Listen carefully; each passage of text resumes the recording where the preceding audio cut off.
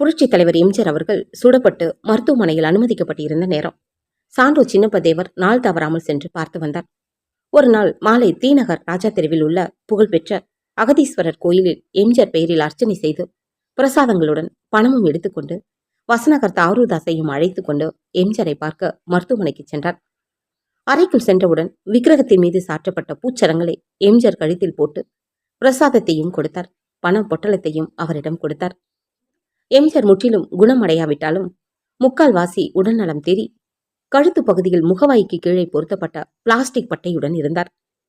அன்றைக்கு மருத்துவமனை அறைக்குள் இருந்த எம்ஜிஆர் குத்துச்சண்டை பாக்ஸிங் வீரனைப் போல தன் இடது காலை முன்னே நீட்டி வைத்து வலது காலை பின்னுக்கு வைத்த நிலையில் நின்றபடி வலது கை விரல்களை மடித்து அந்த முஷ்டியினால் தேவர் அண்ணனின் வயிற்றில் ஓங்கி ஒரு குத்து விட்டார்.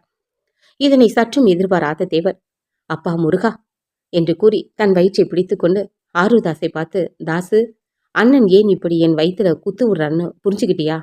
உடனே தாஸ் சொல்றாரு, நல்லா புரிஞ்சுக்கிட்டேனே, குண்டடி பட்டாலும் கூட தன் பலம் தன்னை விட்டு போகலைங்கிறத உங்களுக்கு உணர்த்துறாரு என்று சொன்னார் ஆரூதாஸ். உடனே எம்ஜிஆர், அதேதான், அண்ணனுக்கு முழு குத்து, இதோ உங்களுக்கு ஒரு அரை குத்து என்று தன் கையை ஆரூதாஸின் வயிற்றை நோக்கி நீட்டினார் எம்ஜிஆர்.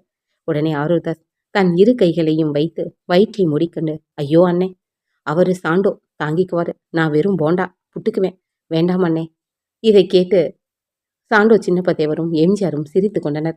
உடனே தாஸ், எப்பவுமே எச்சரிக்கை உணர்வோடு இருக்கிற நீங்க அன்னைக்கு மட்டும் எப்படின்னே அவ்வளவு அலட்சியமா இருந்தீங்க என்று எம்ஜிஆரை பார்த்து கேட்டார். அதற்கு எம்ஜிஆர் அவர்கள், எப்பவுமே எச்சரிக்கையா இருந்தா எதுவுமே நடக்காது. எப்ப நாம் கொஞ்சம் கவனக்குறைவா இருக்கிறோமோ அப்பதான் ஏதாவது விபரீதம் நடக்கும். அப்படி ஏற்கனவே நான் நிறைய அனுபவப்பட்டிருக்கேன். ஆனாலும் நாம் சிலரிடம் வைத்திருக்கும் நம்பிக்கையினால் என்னையை மீறி எது நடந்ததோ அது நடந்து தானே தீரும். அதை யாராலும் தடுக்க முடியாது இல்லையா என்று சொன்னார் எம்ஜிஆர் அவர்கள். எம்ஜிஆர் சொன்னதை கேட்டு சாண்டோ சின்னப்பதேவரும் ஆரூதாஸும் கண் கலங்கினார்கள். உடனே ஆரூதாஸ், அண்ணே, இதை விட நீங்க நல்ல பலசாலியா நல்லா வருவீங்கண்ணே, எதுக்கும் கவலைப்படாதீங்கண்ணே, யார் யார் செஞ்சதோ அவங்களுக்கு அது போயே சேரும்ண்ணே, நீங்க கவலைப்படாதீங்கண்ணே என்று ஆரூதாஸ் எம்ஜிஆருக்கு ஆறுதல் சொன்னார். உடனே சாண்டோ சின்னப்பதேவரும், முருகா, நீ எதுக்கும் கவலைப்படாத முருகா, அந்த மருதமலை உனக்கு துணை இருக்கா முருகா, கண்டிப்பா நீ நல்ல பலத்தோட நல்ல பலசாலியா நீ வருவ முருகா, எதுக்கும் கவலைப்படாத முருகா அப்படின்னு சாண்டோ சின்னப்பதேவர் எம்ஜிஆருக்கும் ஆறுதல் சொன்னாரு.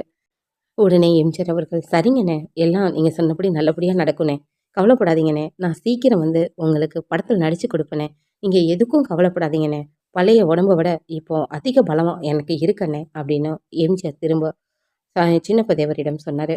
உடனே சின்னப்பதேவரும், சரி முருகா, நாங்கள் கிளம்புறோம் என்று சொல்லிவிட்டு ஆரூதாஸும் சின்னப்பதேவரும் கிளம்பி போய்விட்டார்கள்.